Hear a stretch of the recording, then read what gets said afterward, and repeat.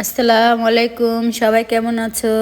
ভাইরা বন্ধুরা সবাই ভালো আছো? ঠান্ডার মধ্যে সবাই ভালো থাইকো। এই যে দেখো আমি এখানে দুইটা নারকেল কোরাইয়া নিছি। তো নারকেলটা আমি আজকে কোরাই নিন, আরও 2-3 দিন আগে কোরাই রাখছিলাম। তো ওই যে দেখো আমার নারকেলটা আমি চুলা দিতেছি।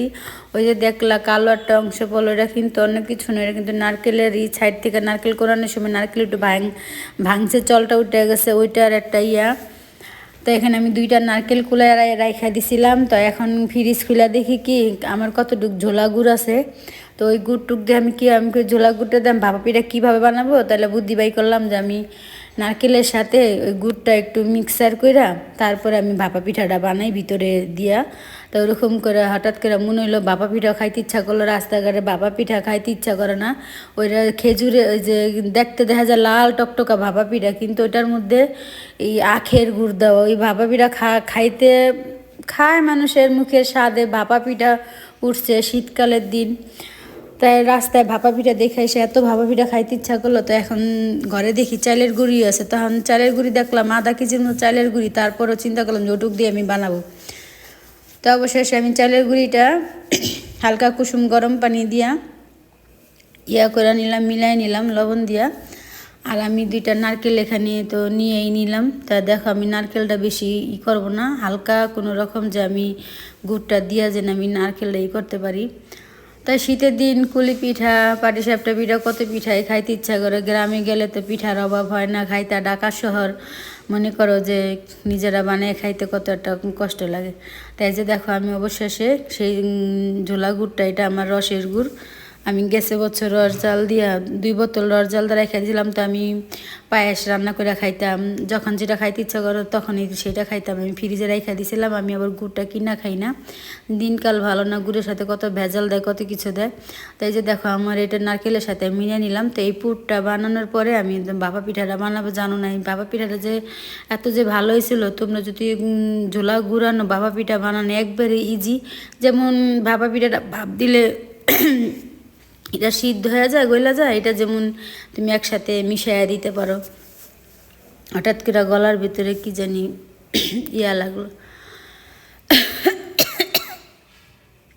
তা আমি বেশিক্ষণ এটা কিন্তু লাড়া দিইনি। তুমি একদম অল্প আজে একদম একটু লাড়া দিবা, বেশিক্ষণ রাখবা না। চুলায় আবার লাল হয়ে গেলে ওইটা একটা নারকেলের নাড়ুর মতো হয়ে যায়, কিন্তু নারকেলের নাড়ু ওইটা হবে না। এটা যেমন নারকেল কাঁচা কাঁচাই থাকবো, হালকা কাঁচা কাঁচা। আর গুড়টা কোনো রকম নারকেলের সাথে একটু মিশাবো। আর যদি বেশি আমরা করতে যাই তাহলে ওইটা হয়ে যাবো নাড়ু। তা আমি এটা তার নাড়ু বানাবো না, এটা তো আমি ভাপা পিঠা বানাবো। তো আমি এটা বেশিক্ষণ আমি চুলায় রাখলাম না। এই আমি এখানে আমার আধা কেজি চালের গুঁড়া ছিল। তো চালের গুঁড়াটা আমি পরিমাণ মতো লবণ দিয়ে নিলাম। আর একটু কুসুম গরম পানি দিব, ঠান্ডা পানি দিব না, হালকা কুসুম গরম পানি। তো চালটা মিলাই রাখলে কি এটা আমার আতপ চালের গুঁড়া। আতপ চালের গুঁড়া দিয়েও তোমরা ভাপা পিঠা বানাইতে পারো, খুব ভালো হয়। কেউ সিদ্ধ চালদা বানায়, কেউ আতপ চালদা বানায়। এখন ঘরে ছিল আতপ চালের গুঁড়া, তা খাইতে ইচ্ছা করে, সিদ্ধ চালের আশায় কি থাকা যায়? তা তার জন্য আমি বানাইছি। তা কার এরকম তোমাদের ভাপা পিঠা ঘরে বসে ঠান্ডার মধ্যে খাইতে ইচ্ছা করে, তা ঘরে যদি তোমরা একটু নারকেল রেখা দাও আর এরকম চালের গুঁড়া যদি একটু রেখা দাও, তোমরা যে কোনো পিঠা বানাই খাইতে পারো। চালের রুটি খাইতে পারো, সিদ্ধ কইরা কুলি পিঠা বানাইতে পারো, তোমরা সবই পারো। চালের গুঁড়া ঘরে থাকলে সব ধরনের পিঠা বানা যায়। চই পিঠা বানাইতে পারো।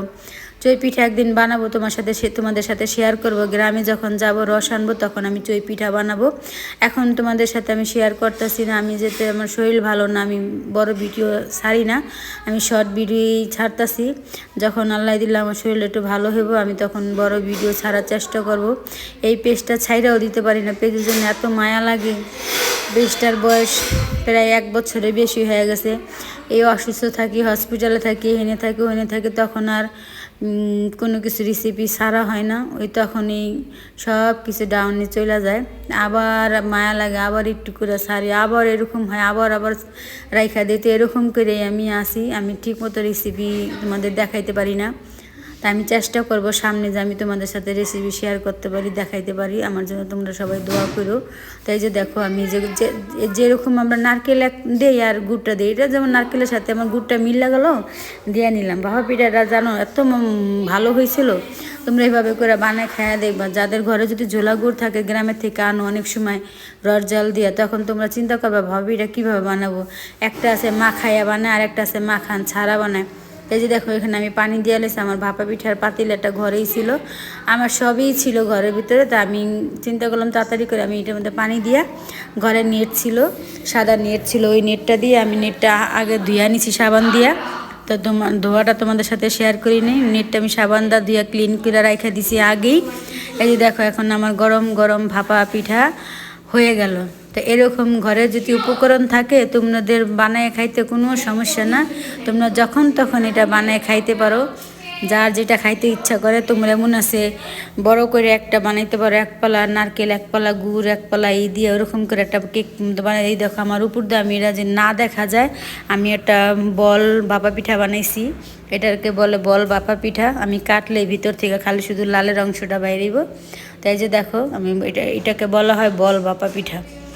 উপর দিয়ে আমার কিছুই দেখা যাবে না। আরেকটা আছে উপর দিয়ে গুড়ের মতো দেখা যায় লাল সাদা, তা আমি ওইটা বানাই নেই। ওইটা আমি আমার পেজে দেওয়া আছে, তোমরা আমার পেজে সাথী নুনবাড়ির পেজটা সার্চ দিলেই পাইবা। এটা আমার ভাপা পিঠার এটা দেওয়া আছে, এটা আমি বানাইছি বল ভাপা পিঠা। বল ভাপা পিঠা যেটা বানাইছি যে উপর দিয়ে গুড় না দেখা যায়, তো যখন ভাঙবা ভিতরে দেখা যায় লাল, খুবই ভালো লাগে পিঠাটা বানাই খাইতে। তোমরা বানাই খাইয়া দেখো। বেশ অনেকজন অনেক মিষ্টি, কেউ ডায়াবেটিসের জন্য মিষ্টি বেশি খাইতে পারে না, তো তাদের জন্য এই পিঠাটা খুবই ভালো। কিনলে মিষ্টিটা কম, আমি মিঠা জিনিসটা কম দিছি, মাঝখানে হালকা একটু নারকেলের দেওয়া দিছি, যে এই পিঠাটা সবাই খাইতে পারে। তার জন্য আমি এই পিঠাটা এভাবে করে বানাইছি। আর মনে কর বেশি নারকেল দিলে যাদের ডায়াবেটিস তারা তো খাইতে পারে না। তাই এখানে যে দেখো আমি এরকম করে কয়েকটা পিঠা বানাই নিয়েছি। আমি বেশি পিঠা বানাই নি, আমি বড় বড় করে 5-6টা পিঠা বানাইছি। তাই এই দেখো অবশেষে আমার 3টা বানানো শেষ।